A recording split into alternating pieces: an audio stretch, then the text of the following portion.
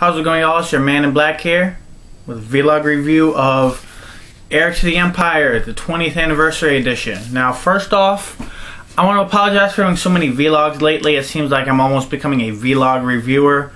This is not the case. However, if you follow mibreviews.com instead of just my Blip channel or other avenues to my videos, you realize I'm kind of on a hiatus right now. I'm doing a lot of writing, a lot of video editing, possibly some re-editing. I'm still doing a lot of cameos, a lot of crossovers. They haven't stopped.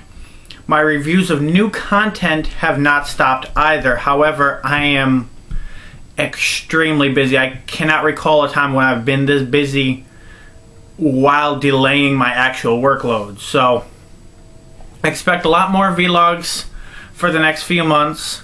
Once my Why the Force Unleashed 2 was inevitable columns finished playing out on mibreviews.com, you should see a return of Horror in Our Time, a long time ago, spoiler free, Daikaiju Disaster Control, Necro Cinema, anything else I do that I forgot about. Got too many projects going on.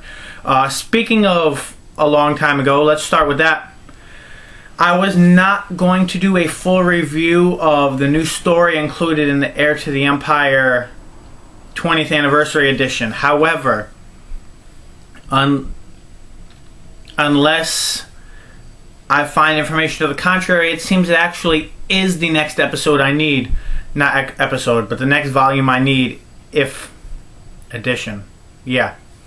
Sorry to ramble on about syntax for a little bit there, but this book is about Thrawn as a This short story is about Thrawn as a Grand Admiral. So, can pretty much tell that unless I find more information. I haven't quite finished reading it yet, but by the time I fully review it, I will.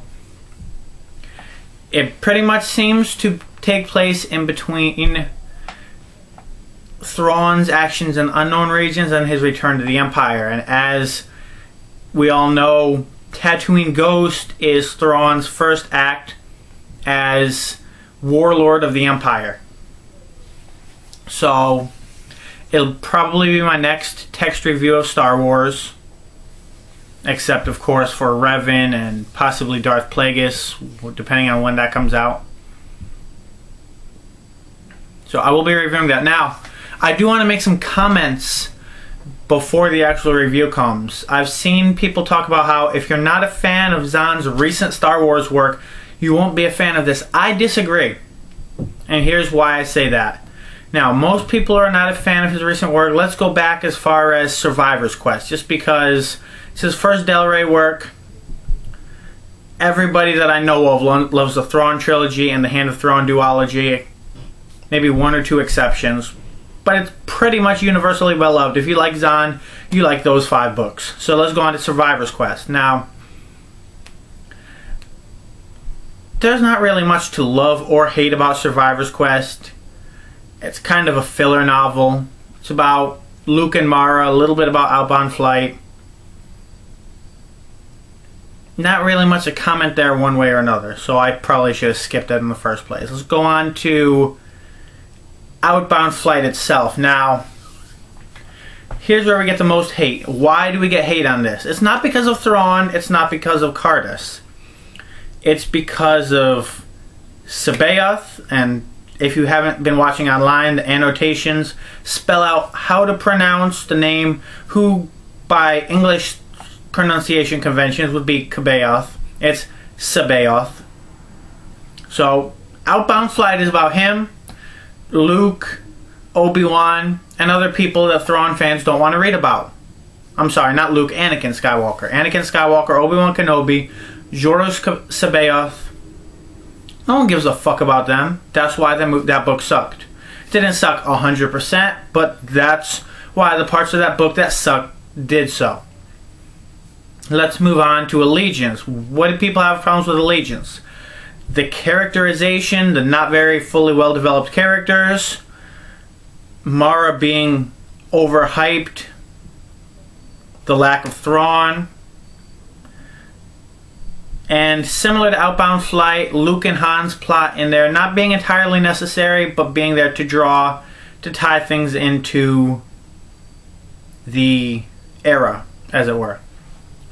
Choices of One. What complaints did people have about that? Pretty much the same ones as Allegiance. It's odd because the more you liked Allegiance, the less you seem to like Choices of One. The less you liked Allegiance, the more you seem to like Choices of One. They really kind of had the same problems in different ways.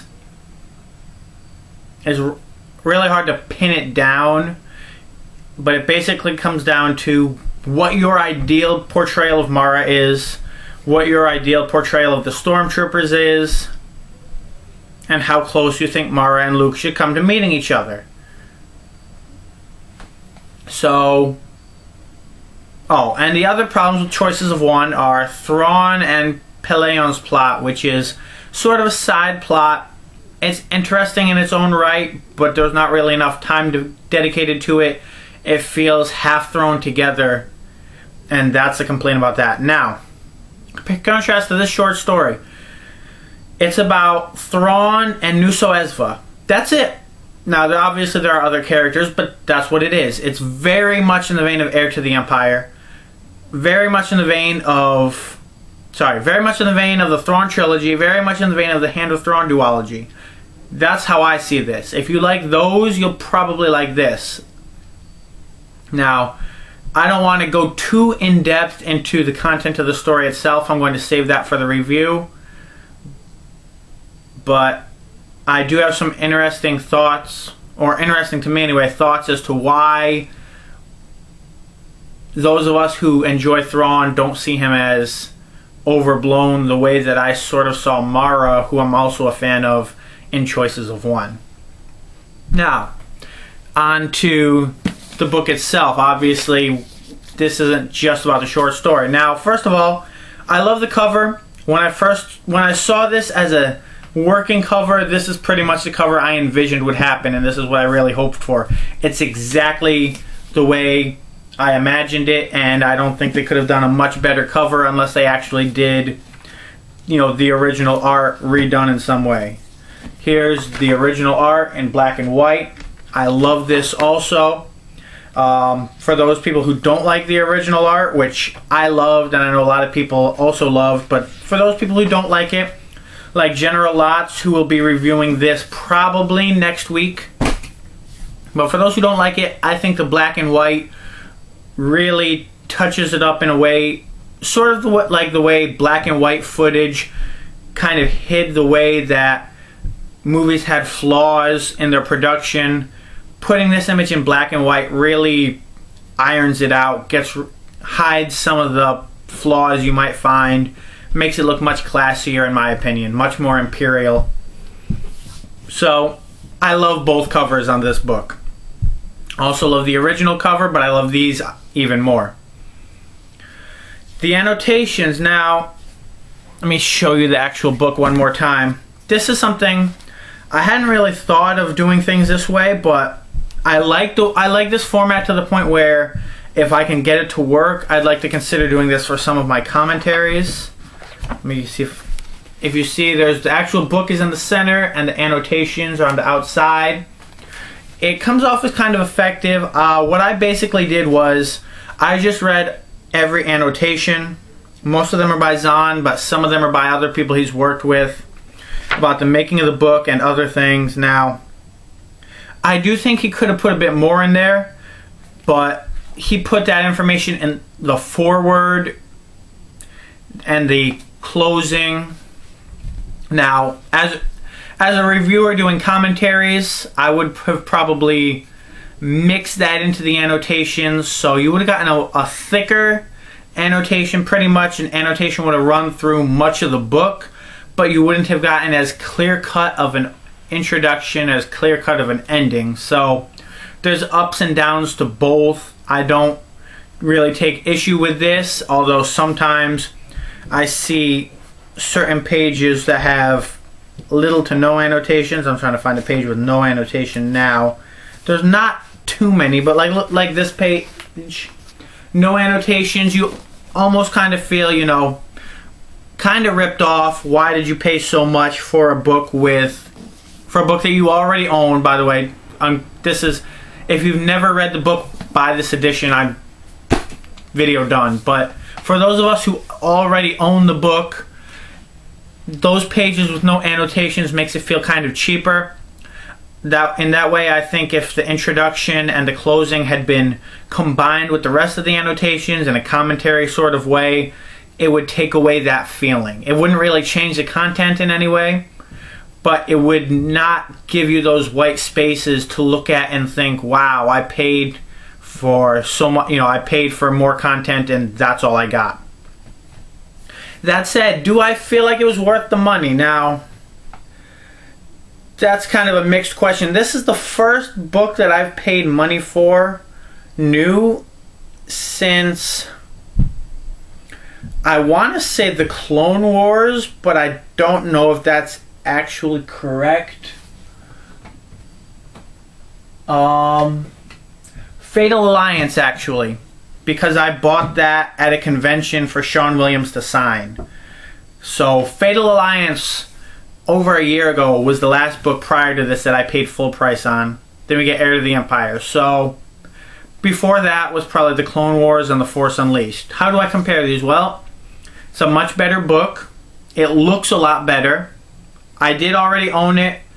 I think I'm going to keep this away. If I go to a convention to have them sign it, I'll probably bring this version and my old tattered version, which is probably my most read Star Wars book. That's, what they say, if you're bringing something for an author to sign, they love new books, and they love books that they can tell you've read a couple hundred times, so I'll bring one of each. Other than that, I don't think this book is going to see a lot of traffic. If I don't do my review quickly, which, considering my workload is a possibility, I might not write it until November, in which case I'll probably pull it out and read it again. Otherwise, this version is not going to get a lot of traffic. It's a hollow foil cover and everything. I'd like to keep that with as few scratches as possible. So it's going to go on my bookcase and pretty much stay there. Now, I still feel it was worth it because, first of all, I really love the book. I really love the look of the book. I enjoyed the short story, which those of you who've been following my reviews know that's pretty rare of me lately, which I'm coming up with a video to come and try and rectify that view, but I'm enjoying the short story so far. I enjoyed reading the annotations. They weren't incredibly enlightening in terms of I don't think they would have been worth $20 alone, but between the visual aesthetic, the symbolism, the annotations, and the short story, I think it was worth $20. So that's my opinion on Heir to the Jedi 20th Anniversary Edition. Oh, and Zahn talks about about what was and was not his decision. Apparently, the Clone Wars things, which were my biggest gripe, the main reason I would have wished for a rewrite of this book, my kind of idea of this, I was kind of hoping for a special edition type thing where Zahn would go through and rewrite things that have fallen out of continuity. Instead, what he does is addresses them in the annotations, which is probably a more realistic expectation anyway. Which is something, either way, it's something I've been waiting for a long time. But yeah, it explains why there's the issue with the Clone Wars dates, the origins of the Nogri, and some of that stuff. So that's an interesting read. So all in all, my opinion is buy this book if you can afford it. I don't think it's going to be a book that you're going to be seeing sold used very often. If it is, it's kind of not going to be in, a collector's edition type of state. But it might still be worth picking up. If you've never read the book, get this version. If you're a huge Star Wars fan, get 2 of them, because you're going to want to keep one in pristine condition and read another one 5,000 times. That's my main concern with this. If I start actually using it to read the story from within it, then I'm going to end up probably destroying the book jacket, the dust jacket. So I don't know. I might pull it out when I do my review so I can have the annotations while I'm reading the story, but I don't know yet. So yeah, that's my thoughts on Heir to the Empire 20th Anniversary Edition. Hope it was worth your time. Man in Black out.